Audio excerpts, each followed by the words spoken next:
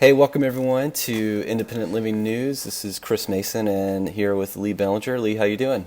Hey, Chris, what's up? How you doing? I'm doing great. I've got the latest issue right Oh, here with okay. me, and I was Can looking. hardly wait. Yeah, I was looking a little further in your lead story, and you're talking about local governments and not trusting the federalized power grid. Security is the name of Right. this particular headline, and at the end of that story, you highlight three different governments who, after facing Superstorm Sandy up north, are now looking at alternatives to their power supply, looking at going off the grid. Oh, yeah. Very, very interesting stuff. Yeah, watch what they do, not what they say. So, yeah, Fairfield, Connecticut, and then Roger King reported for GridWatch that the U.S. military is setting up to operate without the grid also. So I think a lot of this is going back to uh, the threats that are clearly going to happen. Just so you know, there are a couple of little developments that our stories in the past have helped to anticipate, like when 3 years ago, when uh, a shadow group of some kind, multiple gunmen came in and hit the San Jose, California, power grid, which supplies Silicon Valley, and they shot up some transformers, but they didn't do too much damage. And what's alarming about it is these guys just after they probed successfully, it's called military. In the military, I believe it's called probing. It's a process by which they come in and check out the security by actually penetrating, and they did, and then they retreated back, and nobody ever found out who they were that I'm aware of. So it's if you multiple attack sites across the country, you could have cascading power failures, and these transformers that they're trying to shoot up are ancient. A lot of them are.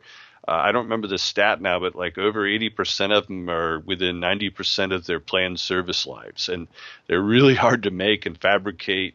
It's time consuming. It would be bottlenecked very quickly if there was a widespread attack. I mean, you can only drive around and see all the above ground power, the power grid above ground. Next to our, local drive-in, local dump, there's a big one. It's rusty. It's protected by, a very small fence and is completely visible. They don't even hide the fact that it's there. So it's a prime target, and that's one of the things that put us on the map in the American Sentinel a long time ago, which I published at the time.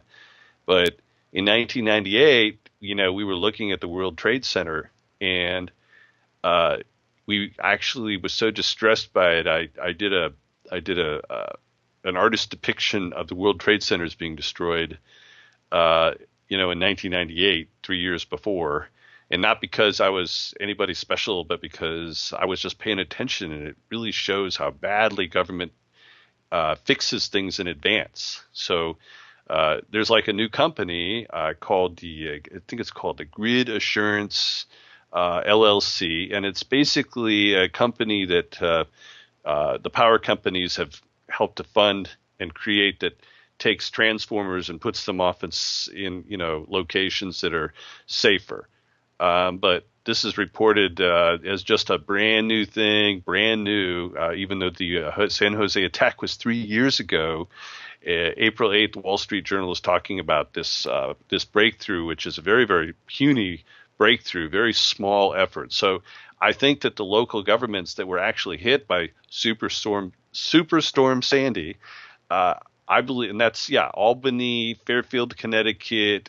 These guys, um, they're not waiting around. They see the handwriting on the wall with the grid, which the feds nationalized under Clinton, and it's and like a lot of our infrastructure has been neglected, steadily neglected. The plants are okay, I assume, but there's less of them, and so there's more strain on delivery. And if the economy were to pick up at even the slightest, it would be a real problem also with the grid. So there's going to be some bottleneck issues.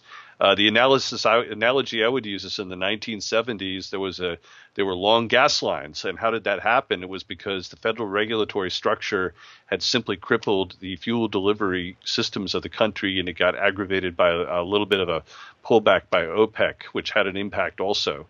But it was everybody blamed OPEC, but it was actually the structure of the regulatory apparatus. Even Jimmy Carter's, agreed to undo it because it was such a mess, caused the gas lines. I see the same thing happening with the power grid because of the way the government's managed it, just in a different way. Same outcome. Uh, Basically, you have a problem supply-wise. Right. I mean, it's really unfortunate that sometimes, well, it seems all the time that it it takes something bad to happen Yeah, before exactly. we actually get to the solution. Yeah, that's pretty much it. Governments are reactionary. They Yep. generally don't predict future events. Even when they do predict it, they don't take any real action until something bad happens. It's kind of like airplane crashes.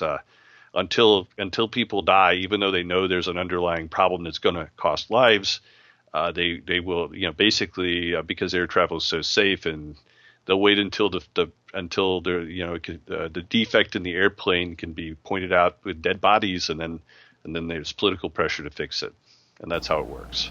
But it Right. doesn't operate in advance. Sure. Yeah, all the more reason to do what you can today Yeah. to make sure that you're not caught off guard. So Well, a whole lot of people that are, in the upscale parts of America are doing it, and most people, frankly, they don't part with their money lightly. So there's so much that can be done by individuals without spending a fortune or going overboard. But it is important to think about how to go forward in a smart way. sure, absolutely. Well, Lee, thanks for the insight as always. We'll talk to you later. Great talking to you, Chris. Thanks again. Thanks.